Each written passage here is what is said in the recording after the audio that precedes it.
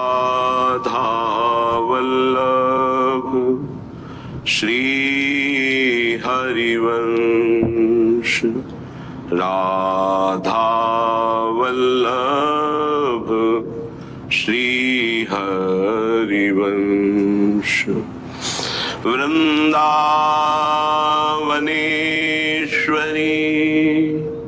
तवैव पदारविन्दम् प्रेमामृतैकमकरन्द रसौघपूर्णम्। हृद्यर्पितं मधुपतेः स्मरतापमुग्रम्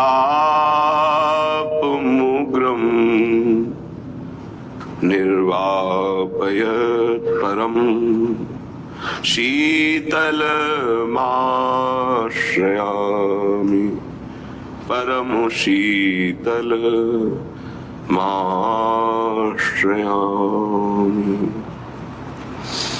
सर्वोपरि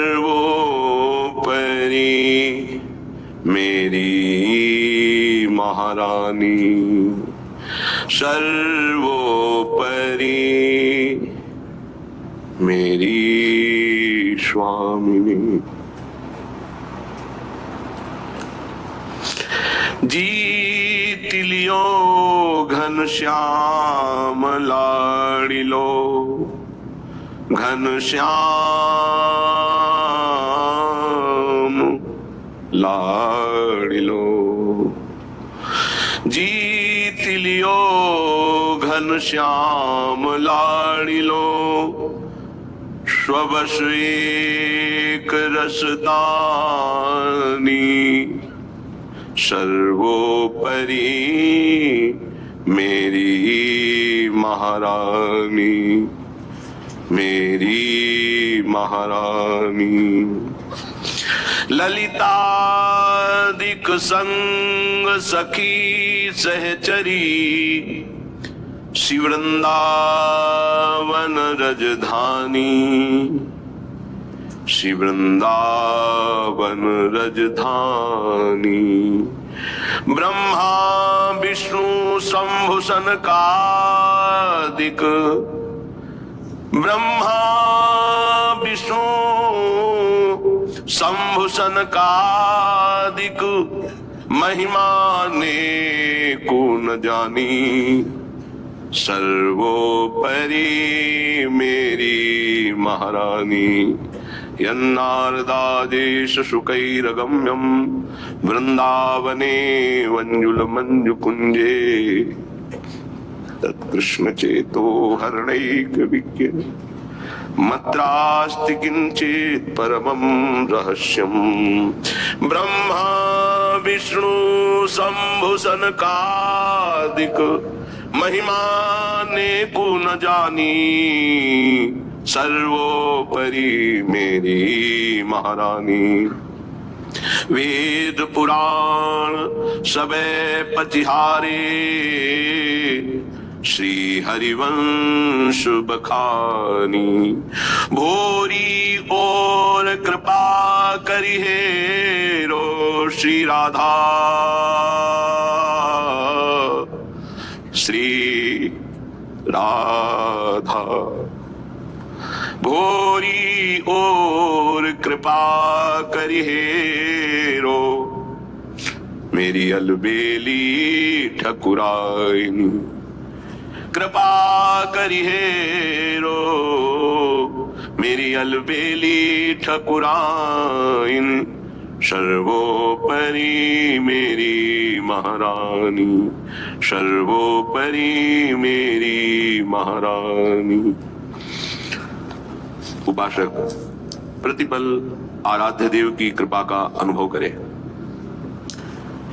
ये माया का ऐसा आकर्षण है, प्रभु से मिलने के लिए मुझे मनुष्य शरीर मिला है, इसे भुला देना इसका कार्य है। व्यर्थ में समय को नष्ट करवाना माया का कार्य है, और अव्यर्थ कालत्वम ये भक्ति का स्वरूप है। समय को सार्थक भक्ति करती है, समय को निरर्थक माया करती है। माया में फंसा हुआ जीव निरर्थक कार्यों को करते हुए पूर्ण जीवन बर्बाद कर देता है, और भक्ति का कृपा पात्र प्रत्येक क्रिया, प्रत्येक समय, प्रत्येक वस्तु शद में अर्पित करके वो शद स्वरूप हो जाता है। माया असत है, जड़ है, भ्रमात्मक है, दुखमय है। भक्ति शद है, महासुख प्रदान करने वाली है और प्रकाश स्वरूप है, इसलिए इसमें भ्रम हो ही नहीं सकता है। इससे भ्रम का नाश होता है। जो भक्त हैं, जो उपासक हैं, उनके लिए ये बात है। संसारी पुरुष तो प्रभु को कुछ मानते ही नहीं, कुछ मानते हैं तो केवल एक अपने सुख को पाने के लिए उनको साधन मात्र समझते हैं, साध्य प्रभु को नहीं समझते। हे प्रभु मेरा ऐसा कार्य हो जाए, तो प्रभु ये साधन और सांसारिक कार्य हुआ साध्य, कोई खास बात नहीं हुई। यहाँ भगवत प्राप्ति की जो चर्चा है उसमें है साधन संपूर्ण विषयों को बना ले, क्रियाओं को बना ले, वृत्तियों को बना ले और साध्य प्रभु को माने। यहां से प्रारंभ होता है भगवत मार्ग। नहीं, उसे हम भगवत मार्ग नहीं कहते। जो केवल सांसारिक भोगों को, सांसारिक पदों को, सांसारिक वस्तुओं को सत्य मानता है और सुन सुनाकर कहीं ना कहीं प्रभु से इतनी आस्था रखता है कि हमारी सांसारिक कामनाओं की पूर्ति हो जाए, वो विषयी साधक है, उसे भी परमार्थिक नहीं कह सकते।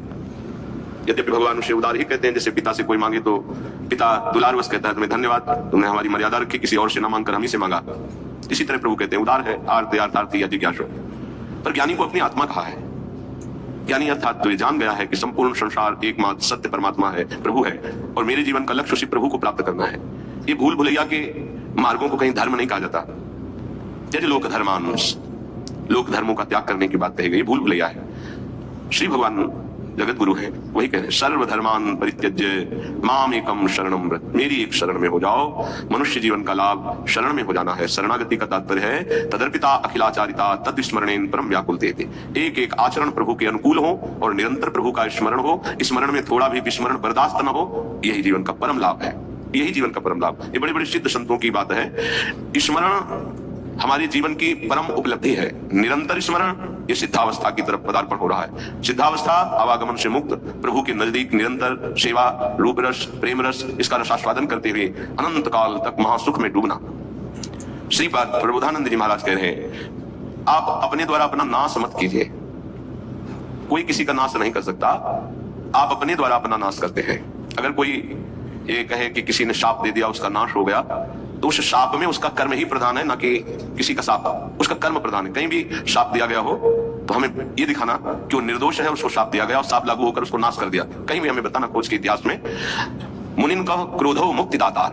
अगर संतों ने कभी किसी को दंड दिया है, शाप रूपी दंड, तो सीधे भगवत प्राप्ति हुई उसकी। जैसे नलकुबर मणिग्रीव परम पावन भागीरथी अलकनंदा में, आकाशगंगा में अपवित्र दशा में थे। परम पावन धाराजू में कभी निर्वस्त्र स्नान करने के लिए नहीं कहा गया है, निषेध है। वो निर्वस्त्र थे। दूसरी बात, देवपुत्र होकर भी मदिरा पान किए हुए थे। कुबेर जी के पुत्र हैं, धनाध्यक्ष कुबेर। धनमद इतना बड़ा कि परम पावन गंगा जी में भी खड़े होकर मदिरा पान करके ऐसे लौकिक विलास था। तो जो भी देवर्षि नारद जी गए तो अप्सराओं ने तो वस्त्र धारण करके उन चरणों में प्रणाम करके लज्जापूर्ण स्थिति में खड़ी हो गई। लेकिन वो निर्लज्ज मदिरा पान किए हुए ऐसे, ना कोई प्रणाम मुद्रा, ना कोई। तो उनका हाथ में इतने बड़े महापुरुष के पुत्र होकर ऐसा आचरण करते हो, जाओ मैं तुम्हें शाप देता हूं, वृक्ष योनि को प्राप्त हो जाओ। बड़ा भयंकर शाप, तो बड़ा भयंकर। कहां कुबेर पुत्र और कहां जड़ वृक्ष योनि।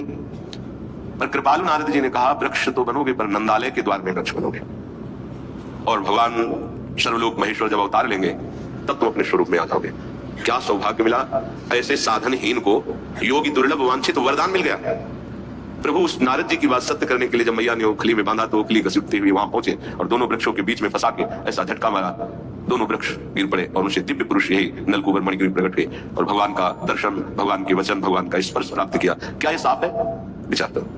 ये शाप नहीं है तो वरदान से भी श्रेष्ठ है। अगर कोई हमें शाप भी देता है तो हमारे कर्म का मार्जन होता है। हमारा कोई नाश नहीं कर सकता, हमारे कर्म ही हमको दंड देते हैं। इसलिए करें ना हंता ममते व्रथा कुरु सखे देहालय स्त्रियादिके छित्वा दुर्जर श्रृंखलम गुरुगिरा ते मोह मात्रोदितम वृंदारण्यमुपेत्य शीघ्रमखिला नंदैक साम्राज्य शत कंदम कंद फलादिवृत्तरनिशम तन्नाथ लीला स्मर ना हंता। हे भाई, तुम्हें जो मानव देह मिली है इसका तुम नाश मत कर दो। ये नाश किया जाता है क्या? जो पराई माताओं बहनों की तरफ विचार वृत्ति, जो दूसरे की धन की तरफ अपहरण वृत्ति, भोगों को भोगने में सुख वृत्ति, देहाभिमान पुष्ट करने वाले पदों की लालसा, ये सब अपना एक तरह से पतन किया जाता है और इसी संसार में उन्नति मानी जाती है। उन्नति है इंद्रियों को शासन में रखना, मन को प्रभु में लगाना, यथालाभ संतोष स्थिति रखना, हर कर्तव्य को भगवान की सेवा समझना। ये हम अपने द्वारा अपना नाश ना करें, ना हंता, अपना नाश मत करो। कोई तुम्हारा बाल बांका नहीं कर सकता, तुम्हारा कर्म ही तुमको दंड देता है। किसी व्यक्ति की बुद्धि में बैठकर या कोई घटना रूप या तुम्हारे शरीर में रोग रूप या परिस्थिति रूप, तुम्हारा कर्म ही तुम्हें दंड देता है। विश्वास कर लो, कोई दूसरा त्रिभुवन में नहीं है जो तुमको कष्ट दे सके। इसलिए जो तुम्हारा देह है, जो घर है, जो स्त्री पुत्र आदि है, वृथा में इनमें अहम और मम बुद्धि करके अपना नाश मत करो। बहुत से परिवार तुमने छोड़ दिए हैं। योग वाशिष्ठ में प्रसंग आता है चूड़ाला जी का, और भी बड़े महापुरुषों का आता है। वो सरस्वती की उपासना करती थी रानी। जब उसके पति युद्ध में मारे गए राजा, तो बहुत विकल हुई, तो अपनी प्रिय सखी सरस्वती जी का स्मरण किया, आकाश स्थित हो गई और उसने कहा मेरा सहयोग करो, मैं इस समय बहुत व्यथित हूं, मुझे ऐसा ज्ञान प्रदान करो जिससे मैं अपने पति के वियोग को सह सकूं। मुस्कुरा दिया सरस्वती जी ने और कहा तुम मुझे अपनी सखी कहती हो, फिर दुखी हो रही हो, कितने तुमने परिवार छोड़े, तुम्हें पता है? बोले नहीं, मुझे तो यही लग रहा है मैं पहली बार जन्म लिया हूं, ये मेरा पति है ऐसा। आओ, तो उनका सूक्ष्म शरीर उनके साथ हो गया, स्थूल वहीं गिर गया।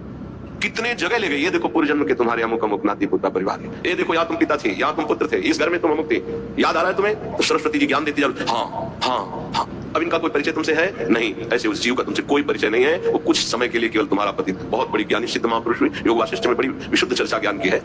ज्ञान मोह का नाश करता है, उसका मोह नष्ट हो गया। ये जो हमें मिला हुआ परिवार है केवल भगवत प्राप्ति के लिए